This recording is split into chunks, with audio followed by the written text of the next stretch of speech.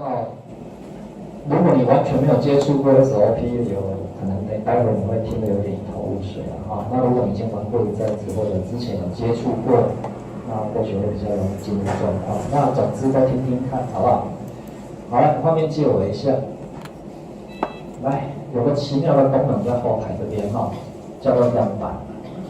那这个样板，很多人点进去都不晓得要怎么去用它。这个用的好是一个很厉害的东西，用的不好就导致你的网站出问题啊。所以这部分也比较少人去用。那首先你得先知道你这个网站用的是什么布景。像我现在用的这个布景，老实说，如果你对它不熟的话，我想你也猜不出来它是什么布景哦。那如果你对它熟的话，一看就知道这个是我2015哦。实际上这边有写啊，不过这个布景这个区块并不是人人都有装。好，那我到底要去哪里看？说我这个网站目前用的是什么布景？来，各位，请到后台。当然，你如果是从前台，然后刚好又是装轻松架的布景，你从系统偏好设定就看得到。哦，在这边预设布景，这个就是你目前真正在使用的布景。那如果你是从后台进来的，要从哪里去看？从偏好设定的系统设定、一般设定，好吧？从这边。好，这个就是我目前正在使用的布景。这个第一个要先了解的就是这一个。那第二个到刚刚讲的样板去哈，那你说这个到底在干嘛的？这个就是在让你线上改版面用的。来，我们看一下，找一下哪个版面你看起来不顺眼的。哪个版面？名字要改还真不知道怎么改。这个好了，可以。好，那各位，假设我要改这个，好，比如说我不想要上面这一块，我想要把这一块拿掉，那当然你进去设定一下就行了，然后因为这里面其实就可以设定说我要不要秀出分类标题哦之类的。好，那不过没关系，我们先假设一下我要修改这个，或者我要想要在前面加一个小图案好了。好，类似像这样的功能怎么办？怎么做得到？第一个，你得先知道这个区块叫什么名字。来，点下去，哇，这边好像也看不到哦。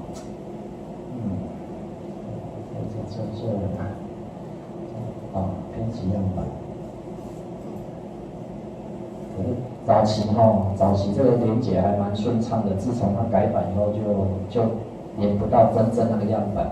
好了，没关系，我还是先从这个画面来讲好了。第一个哈，首先先选你目前正在用的布景啊，其实不用，来这样子好了，没关系，左边还是先带大家看一下，因为这个画面很难解释啊，有点复杂。左边和右边老实说没有关系，这两边毫无瓜葛可言。左边是让你看现有的状况，各位，布景里面这个 modules 代表的是布景开发者针对模组所修改的页面啊。换句话说，我这个布景里面有针对 PM 是那个所谓的个人讯息。Profile 就是使用者管理 ，System 就是预设的 SOP 主要系统档哦，它其实有针对这几个模组去做制定的画面。那你说我的模组好像不是只有这3个，怎么会只出现这3个？好，今天我希望改的是刚刚讲的这个模组，这个是属于新闻模组。哦，这个是属于新闻模组，我看一下这边能不能看得出来，看得出来吗？好像也看不出来新闻模组，这还是要靠一下经验的哈。或者如果你是从对你从这边来，如果你是从这边来选的话，就会比较清楚哈。比如说我先选新闻，然后讲本校消息。然后它这个刚刚那一块其实就是学校简介，所以从这边我就知道说哦，这个区块是属于新闻模组的哦。那你说为什么要先知道呢？因为你会发现，里面并没有所谓的新闻模组。那这时候我们开始要来产生样板档。好，第一个右手边这边是让你产生线上产生样板档用的哦。那我的样板档是只过了，我的布景啊是过了2015。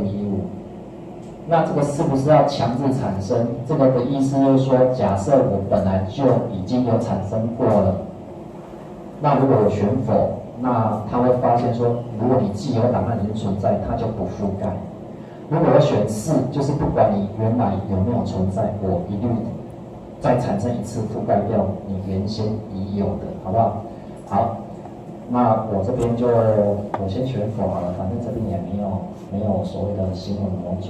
那各位这边请不要选所有模组，因为一选的话很多人就是这样一选，然后网站，我跟你讲，短时间内网站绝对不会出问题。你来了，我做一次给各位看啊，这是一个不好的示范。好，有档案产生啊，我知道了，等我一下。所以也是权限的问题，真是复杂。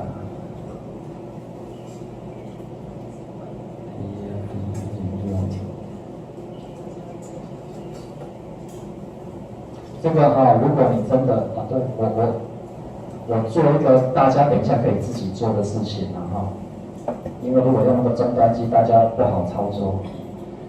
来，待会你可以自己这么试试看。你到你的 public 底下取 PML， 然后找到你的 Steam THEMES， 找到你目前正在用的布景，然后记得一件事，把 modules 这个档案权限，就像按右键档案权限，这边把它改成777，包含底下所有档案与目录，好不好？那这样子的目的是什么？这样子我待会在做产生的时候，它这些档案才能写得进去我刚刚就是因为没有权限，所以写不进去，所以我再来做一次错误的动作，好不好？来，好，那这样子它就很顺利的产生了，好不好？这样子啦，各位你可以先做做看，可是你待会那个什么所有模组那个你不要做，好不好？当然你要试试看也行反正乱玩一下也无所谓。